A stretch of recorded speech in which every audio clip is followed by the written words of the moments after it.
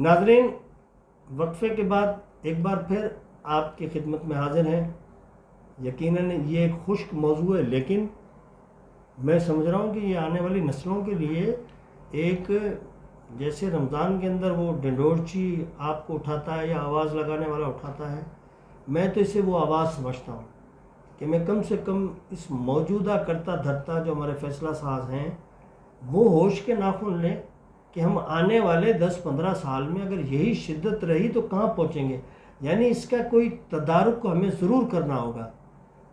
और ये सब ये मसला होगा या नहीं होगा? सर लाजमी है। देखें, दुनिया में पूरे जो हमारे साथी ममालिक हैं पूरे वर्ल्ड लेवल पे देखा जाए, वो 100 साल की मनसूबाबंदी करते हैं। गुड। हमारी जो अगली 2-3 पीढ़ियां हैं, 2-4 जनरेशन हैं, उनके लिए मनसूबाबंदी कर रहे हैं। आप एक छोटा सा मिसाल ले लें कि पूरे यूरोप के मुख्तलिफ इंटरनेशनल ऑर्गेनाइजेशंस हमारे यहाँ पाकिस्तान, इंडिया, बांग्लादेश या दूसरे ममालिक में क्यों इतनी डोनेशन करते हैं कि आप लोगों में आगाही फैलाएं, आप इन्वायरमेंट पर काम करें।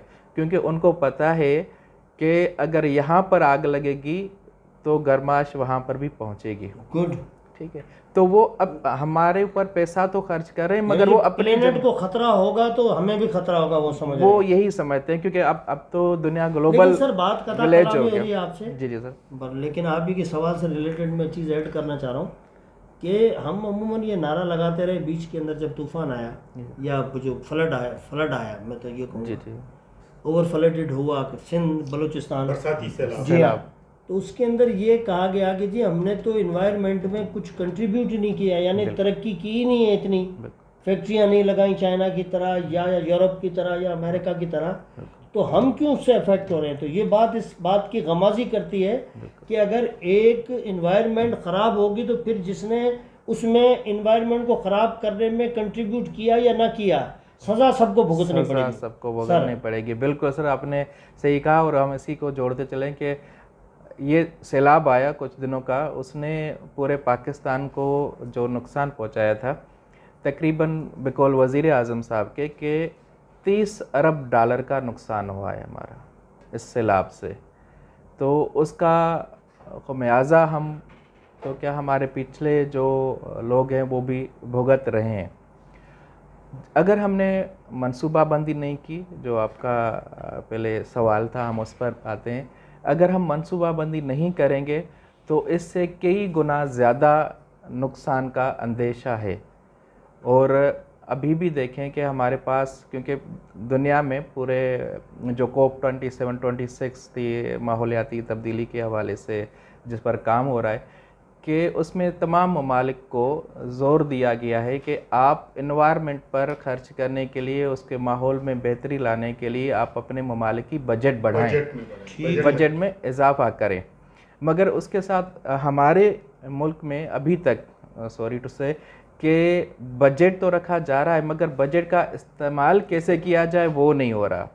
जिस तरह हम कहते हैं कि सर ने बहुत अच्छी बात की है, इसमें नॉलेज में इजाफा भी है, और हमारे जो नाजरीन हैं वो भी इस बात को जानते होंगे कि मैंग्रोव्स के दरख्तों को बढ़ाना है, तिमर के दरख्तों को बढ़ाना है। मैंग्रोव्स की हिफाजत नहीं करेंगे, हिफाजत बिल्कुल नहीं कराएंगे, बनी है, सही बात है, प्लांट्स लगाने हैं। देखिए हमारे पास तकरीबन जो ठट्टा से लेके बदीन से लेके बलूचिस्तान के पूरे ये साहली पट्टी है, 350 किलोमीटर मेरे ख्याल में, या 700 किलोमीटर, 350 बलूचिस्तान का है, 400 सिंध का है, या कहीं पे मैं गलत हूँ तो 400 बलूचिस्तान का, तो 750 के लगभग किलोमीटर के हमारा जो ये साहिल समंदर है। इसमें आप देखें कि आपको तमर के फसल कहाँ, तमर के दरख्त कहाँ पर नज़र आते हैं।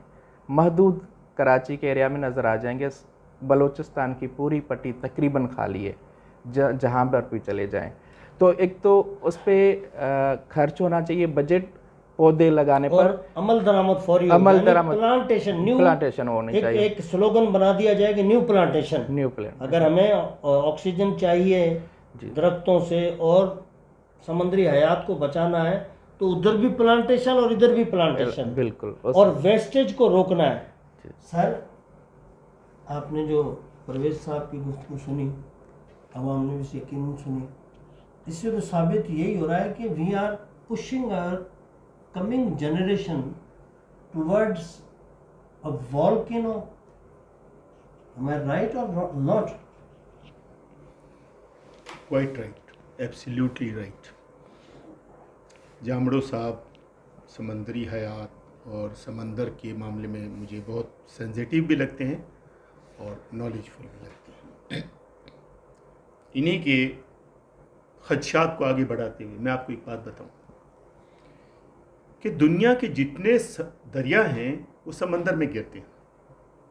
गुड। जब दरिया समंदर में गिरता है तो खुदा जाने कुदरत का क्या दस्तूर है कि वो समंदर को पीछे धकेलता है। वाह। समंदर को पीछे धकेलता है।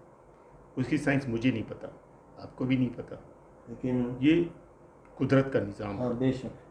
किसी ज़माने में यही समंदर कोलंबस टावर्स, जो पहले कोलंबस होटल होता था, वहाँ तक आता था। मीठे पानी के मतलब दरियाओं के उसके टकराव के नतीजे में पीछे हटता गया, पीछे हटता गया। अच्छा, दरिया के बहाव और समंदर के बीच में एक और चीज़ है, डेल्टा। वो डेल्टा भी पीछे हट जाता है जब वो करता है। पहली बात तो ये, हम कहते हैं फालतू पानी हमने समंदर में फेंक दिया। व्हाट अ नॉनसेंस यार। दरियाओं का पानी पूरी दुनिया में समंदर में जाता है, नॉर्थ से चलता है साउथ में जाके, दुनिया के सारी बहाव नॉर्थ से साउथ की तरफ है। हमारे दरिया को वो बैराज बना के नहरों से पानी जो है एग्रीकल्चर लैंड, और अब पता है क्या क्या पोजीशन है, आप सब जानते होंगे कि बदीन के इलाके में, ठट्ठा के इलाके में समंदर हमारी ज़रई ज़मीन को खा रहा है, निगल रहा है। ठीक है, ये तो हो गई मीठे पानी और उसकी जो आपस में जो एक नेचर की जो केमिस्ट्री है, जो एक दूसरे के साथ जो किरदार अदा करता है, मीठा पानी, बिल्कुल। दरियाओं का निकलता हुआ मीठा पानी जाहिर है जिसे एक तबका बड़ा होशियार बनने की कोशिश करता है कि जी ये जाया हो रहा पानी, वो जाया नहीं हो रहा है, वो जिंदगी देगी, नॉनसेंस, देने जा रहा है। Absolutely nonsense. ठीक है, अच्छा अब आ जाओ, यानी टेल की जमीन को जिंदगी दे रहा है, वो हयात दे रहा है। आपकी जमीन रिकवर करता है, मीठा पानी आपकी जमीन रिकवर करता है। ये समंदर, आप कराची के तारीखदान जो लोग हैं उनसे पूछें कि समंदर कराची में कहाँ तक आता था, और इस मीठे पानी के बहाव के नतीजे में समंदर ने आपको कितनी ज़मीन दे दी। ठीक है, अब आ जाएं जो जामड़ो साहब ने बात की कि पॉल्यूशन। आपने एक ढक्कन फेंक दिया, मछली को क्या पता कि ये नेस्ले की बोतल का ढक्कन है, वो तो निकल जाएगी उसको। आपने एक प्लास्टिक का टुकड़ा फेंका, वो मासूम जानवर, मासूम जानदार अपनी खुराक समझ के उसको निकल लेता है, दम घुट के मर जाता है। शाह साहब, दम घुट के।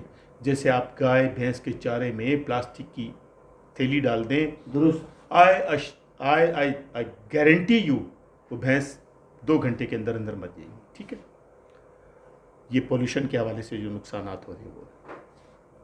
दूसरी बात मैं आपको बताऊं कि दुनिया भर में मछेरे शिकार करते हैं। शिकार से रिलेटेड थोड़ा सा मौजू से हट के बात कर सकता हूँ? नहीं, टॉपिक यहीं पे एंड करना है मुझे। जब आप हिरन का शिकार, सॉरी 2 मिनट, 1 मिनट बस। जी जी। जब आप हिरन का शिकार करते हैं, मादा हिरन के शिकार पर पाबंदी है। उसकी जब आपको लाइसेंस मिलता है मादा हिरन, हाँ, ठीक है। इसी तरह से समंदरी हयात में आप मादा लॉबस्टर्स, मादा ये क्या कहते हैं उसको? केकड़ा। अच्छा, केकड़ा। मादा केकड़ा आप नहीं पकड़ सकते, कैंसर। मादा मछलियां नहीं पकड़ सकते। उसकी रिप्रोडक्शन जारी रहे। हाँ, हम बचपन में थे, सुनते थे जिस महीने में आर नहीं आता उसमें मछली आपको नुकसान देती है। मछली नुकसान नहीं देती, मछली में तो प्रोटीन है, मछली में तो शिफा है, मछली में तो पता नहीं क्या क्या कुदरत है। लेकिन जो सियाणे थे ना, जो दाना लोग थे, उन्होंने कहा मई, जून, जुलाई, अगस्त इसमें ब्रीडिंग होती है। उस ब्रीडिंग को उन्होंने इंटरप्रेट की, उन्होंने मतलब एक दानाई का कवर दिया कि मत खाओ, मत खाओ इसको, ये सेहत के लिए अच्छी नहीं। रिप्रोडक्शन का अमल हाँ, अब वो जारी रहे। देखिए साइंटिफिकली जैसे इंसान की आबादी बढ़ रही है, उसकी भी आबादी अकॉर्डिंग टू अल्लाह ने नेचर को। आज 50% लोग इस बात पर कन्विंस हैं कि मई, जून, जुलाई, अगस्त में मछली नुकसान देती है।